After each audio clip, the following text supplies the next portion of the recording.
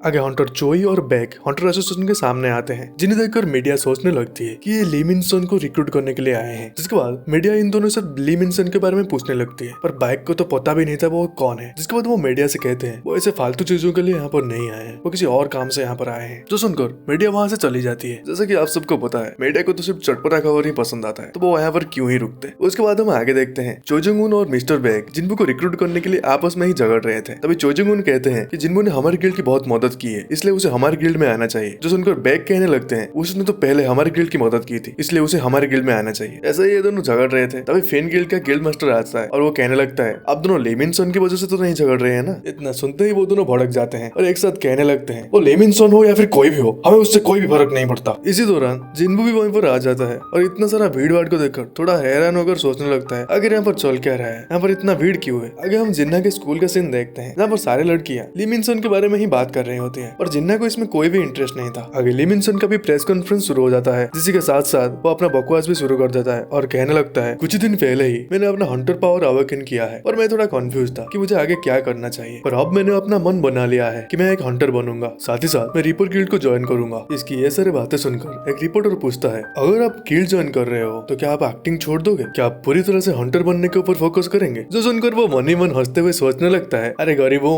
मैंने तो अपना रैंक पहले से ही चेक कर लिया है, मेरा रैंक ए है और रिपर गिल्ड के साथ तो मेरा सिर्फ 2 साल का कॉन्ट्रैक्ट है, जिसके बाद मैं फिर से एक्टिंग करने लगूंगा। इसी बीच ए रैंक के एड में मेरे सारे काले कारनामे छुप जाएंगे और मैं फिर से पॉपुलर हो जाऊंगा। आगे वो रिपोर्टर को जवाब देते हुए कहता है चाहे मेरा रैंक जो भी हो और मैं देश की भलाई के लिए अपने जान को दांव पर लगाता रहूंगा। आगे जिन्बू जब अंदर जा रहा था, ली मिन सन के गार्ड उसे रोक देते हैं और कहने लगता है तो अंदर कहाँ जा रहा है, जो दिखाई नहीं दे रहा है क्या, यहाँ पर प्रेस कॉन्फ्रेंस चल रहा है। जिन्बू कहता है मेरा आज अपॉइंटमेंट है, तो अभी यहाँ से नहीं जा सकता, निकल जा यहाँ से। तभी पीछे से आवाज आता है ये तुम्हारा डिसीजन नहीं है कौन अंदर जाएगा या फिर नहीं, और हम देखते हैं वो और कोई नहीं प्रेसिडेंट गो होते हैं। आगे प्रेसिडेंट को कहते हैं ये जो बंदा है वो मेरा गेस्ट है और तुम्हें कोई हक नहीं है तुम्हें इसे रोकने का, और वैसे भी मैंने तो मना ही किया था कि इस टाइम को कोई भी प्रेस कॉन्फ्रेंस मत रखो। जिसके बाद वो जिन्बू को अंदर लेकर जाने लगते हैं। वहीं पर ली मिन सन का तो पोपट बन चुका था और वो अपनी इज्जत बचाने के लिए अंदर जाने की कोशिश करता है, पर उजिनचुल उसे रोक देते हैं। तभी ली उजिनचुल को अपने बातों में फंसाने की कोशिश कर रहा था, पर उजिनचुल उसके बातों में तो नहीं आते, साथ ही में उसे वहाँ से डरा कर भगा देते हैं। जिसके बाद प्रेसिडेंट को जिन्बू को लेकर एक हॉल में आ जाते हैं, जहाँ पर उसका रिवोल्यूशन होने वाला था। जिसके बाद वहाँ पर खड़ा एक बंदा जिन्बू से कहता है क्या आप मुझे आपके कुछ पावर्स दिखा सकते हो, मतलब आप क्या क्या कर सकते हो। जो सुनकर जिन्बू अपना एक शैडो को बाहर निकालता है, पर प्रेसिडेंट को जिनको की सारे बातें पता था वो जिन्बू से कहते हैं मुझे उजिनचुल ने सारे बातें बता दिया है, तो तुम्हें होल्ड बैक करने की कोई जरूरत नहीं है। जो सुनकर जिन्बू अपना बहुत सारे शैडोज को बाहर निकाल लेता है और कहता है मैं ऐसे ही 100 और को समन कर सकता हूँ। ये सब को देखकर और जिन्बू की सारी बातें सुनकर उस बंदे का तो हालत पूरी तरह से खराब हो चुका था। जिन्बू के पावर का प्रेशर इतना ज्यादा था कि बाहर कर चो जंग उन और मिस्टर बेक को भी इसका एहसास हो रहा था। जिसके बाद जिन्बू का रीअसेसमेंट खत्म होता है और उसे अपना कार्ड भी मिल जाता है, जो कि था एस रैंक। एस रैंक बनने की वजह से प्रेसिडेंट गो भी जिन्बू को कांग्रेचुलेट करते हैं। आगे जिन्बू सोचने लगता है कि मैं अभी एक एस रैंक का हंटर बन चुका हूँ, जिस वजह से मैं बिना रोक टोक के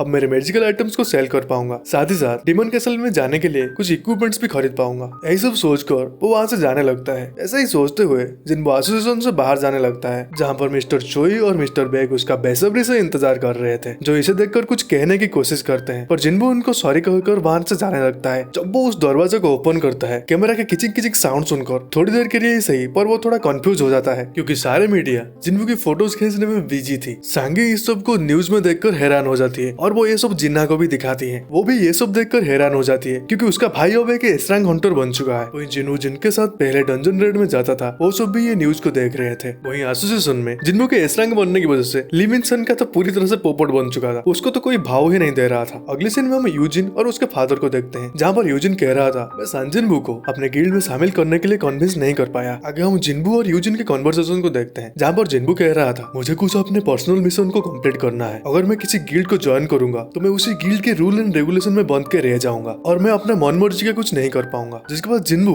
यूजिन को ऑफर देता है कि तुम एक काम करो, तुम मेरे गिल्ड को ज्वाइन कर लो। आगे हम यूजिन के फादर को देखते हैं, जो यूजिन को डांट लगा रहे थे, क्योंकि उन्होंने गिल्ड की जिम्मेदारी उसके बड़े भाई को दिया था और यूजिन की रिक्वेस्ट करने की वजह से वो उसको देने के लिए राजी हुए थे, पर अब वो ऐसी बात कर रहा था। साथ ही में तुमने उसका गिल्ड ज्वाइन करने का भी मन बना लिया है, अगर ऐसी बात है तो कॉन्सिक्वेंस फेस करने के लिए तैयार हो जाओ। ये सब सुनकर यूजिन जिन्बू के साथ बिताए अपने पल को याद करने लगता है कि उन्होंने कितने सारे एडवेंचर किए हैं। जिसके बाद वो अपने फादर से कहता है चाहे कुछ भी हो जाए मैं जिन्बू का गिल्ड ही ज्वाइन करूंगा। वही हम जिन्बू को देखते हैं, जिसकी तरफ रिपोर्टर्स कुछ क्वेश्चन पूछने के लिए आगे बढ़ रहे थे, पर जिन्बू उन सबको बिना कुछ जवाब दिए वहाँ से चला जाता है। जिस तरह से जिन्बू वहाँ से गया था, जो देखकर इन सब की आंखें तो खुली की खुली ही रह जाती है। साथ ही में चोई जंग उन कहने लगते हैं एक मैच होने के हिसाब से ये तो फिजिकली बहुत ज्यादा ही स्ट्रांग है, जहाँ पर बैग तो अपने पावर को यूज करके भी उसको ट्रैक नहीं कर पाए और सोचने लगते हैं ये इतना तेज है कि मैं उसे देख भी नहीं पाया। मैं जब उससे पिछली बार मिला था ये तो उससे कहीं ज्यादा ताकतवर बन चुका है। जिसके बाद जिन्बू ऑक्शन में जाता है, जहाँ पर उनके स्टाफ से जिन्बू कहता है मुझे कुछ फायर रेजिस्टेंट क्लॉथ्स दिखाओ। जिसके बाद वो बंदा जिन्बू को इक्विपमेंट्स दिखाने लगता है, जो देखकर जिन्बू को वो सब पसंद भी आ रहा था। पर वो जो उसका प्राइस देखता है उसका सारा मूड खराब हो जाता है और उनसे कुछ डिस्काउंट करने के लिए भी कहने लगता है। जो सुनकर वो बंदा उसको कहता है कि अगर तुम इस कांच को तोड़ दोगे जो कि मैजिक से प्रोटेक्ट किया गया है तो तुम इसके अंदर का सारा सामान फ्री में ले जा सकते हो। जो सुनकर जिन्बू तो बड़ा खुश होता है और अपने मुट्ठी कसने लगता है। जो देखकर वो बंदा उसे रोक देता है और कहता है भाई तुम ये क्या कर रहे थे, मैं तो उसे मजाक कर रहा था, और तुम इसे तोड़ देते हो तो सारे गिल्ड के पास मैसेज चला जाएगा और सारे के सारे यहाँ पर पहुंच जाएंगे। जो सुनकर जिन्बू भी थोड़ा हैरान हो जाता है। आगे जिन्बू कहता है मुझे कुछ डागर भी खरीदना है। जो सुनकर एक दूसरा बंदा जिन्बू से कहता है तो इसके लिए मैं आपको हेल्प करता हूँ। जिन्बू के जाने के बाद वो पहले वाला बंदा नोटिस करता है कि उस कांच में एक क्रैक आ गया है और वो मन ही मन सोचने लगता है पर उसने तो सिर्फ मुट्ठी बनाया था, उसने तो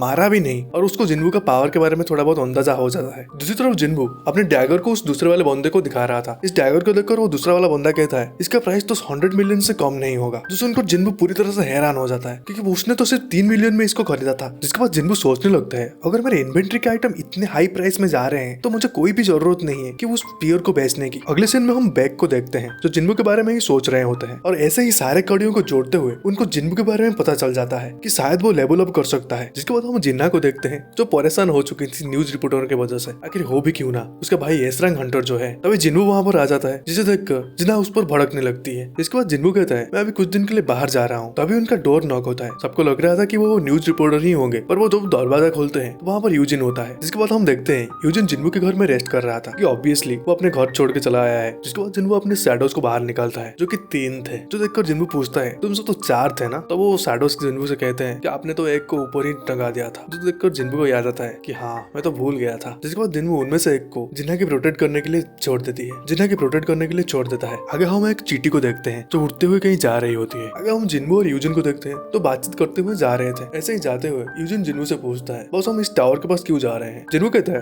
तुम ऐसा सोच सकते हो, थोड़ा प्रैक्टिस करने जा रहा हूँ। तो यूजिन कहता है बस आप तो ऑलरेडी एस रैंक पर हो और ट्रेनिंग का क्या जरूरत है। तो जिन्बू कहता है एस रैंक बन गए तो क्या हुआ, ट्रेनिंग तो करना ही पड़ेगा ना। जिसके बाद वो अपने डेस्टिनेशन में पहुंच जाते हैं। अगले दिन में हम जिन्बू को देखते हैं जो डिमोन कैसल में आ चुका था। साथ में फायर से बचने के लिए भी कुछ इक्विपमेंट्स भी लेकर आया था। तभी जिन्बू के सिस्टम में एक नोटिफिकेशन आता है जहाँ पर लिखा था कि डिमोन मोनार्क जिसका नाम है बैरन वो कि हाईएस्ट फ्लोर पर है, तुम्हें उसको मार के उसका सोल को कलेक्ट करना पड़ेगा और उसके रिवार्ड के तौर पर तुम्हें एक रिवन स्टोन भी मिलेगा जिसको यूज करके तुम शैडो एक्सचेंज भी कर पाओगे। तो सुनकर जिन्बू थोड़ा खुश हो जाता है। जिसके बाद वो 75th फ्लोर पर चला जाता है। आगे हम यूजिन के फादर को देखते हैं जो यूजिन के बारे में ही थोड़ा बहुत बातचीत कर रहे थे, पर तभी यूजिन के फादर वहीं पर गिर जाते हैं और वो सीन यहीं पर कट हो जाता है। आगे डिमन कैसल में हम एक जायंट को देखते हैं जो कि काफी ज्यादा ही बड़ा था, जिसको देखकर जिन्बू अपनी टॉस को बाहर निकाल लेता है और उसके हाथ में वही स्पीयर को पकड़ाकर इस पर हमला करने के लिए कह देता है। जब टॉस को स्पीयर को यूज करके एक फायर अटैक रिलीज करता है, वो फायर अटैक इतना ज्यादा पावरफुल था कि वो जायंट का कुछ भी नहीं बचता सिर्फ पैर को छोड़कर। आगे हम यूजिन के फादर को देखते हैं जिनको हॉस्पिटलाइज किया गया है और उनको डॉक्टर से पता चल रहा है कि उनको इटर्नल स्लीप डिजीज हो चुका है। और वो जब डॉक्टर से पूछते हैं आखिर मुझे क्यों हुआ, तब वो डॉक्टर बताते हैं ये डिजीज माना के संस्पर्श में आने में होता है। क्या आपके घर में कोई